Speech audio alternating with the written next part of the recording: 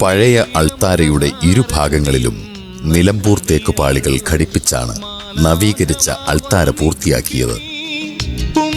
തിരുക്കുടുംബത്തോടൊപ്പം തൊഴിലാളി മധ്യസ്ഥനായ യൗസേപ്പ് പിതാവ് തൊഴിലെടുക്കുന്ന ദൃശ്യവും യേശുവിൻ്റെയും പരിശുദ്ധ കന്യകാമറിയത്തിൻ്റെയും ദൈവദൂതന്മാരുടെയും സാന്നിധ്യത്തിൽ വിശുദ്ധ യൗസേപ്പ് പിതാവിൻ്റെ നല്ല മരണദൃശ്യവും റോമൻ കത്തോലിക്ക പ്രതീകങ്ങളും പ്രഗത്ഭരായ ശില്പികളാൽ ചിത്രീകരിക്കപ്പെട്ട അൾത്താരയുടെ പുതിയ ഭാഗങ്ങളിലെ കൊത്തുപണികൾ പഴയ കോൺക്രീറ്റ് അൾത്താരയിലെ ശില്പശൈലി തന്നെയാണ് പിന്തുടർന്നത്.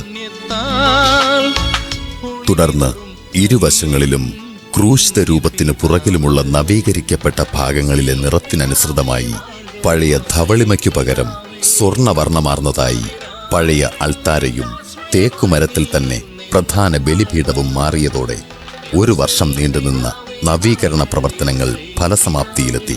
നവീകരിച്ച അൾത്താരയുടെ ആശീർവാദ കർമ്മം 2005 നവംബർ 30 ബുധനാഴ്ച തൃശൂർ അതിരൂപതാ മെത്രാൻ മാർ ജേക്കബ് തൂങ്കുഴിയാണ് നിർവഹിച്ചത്.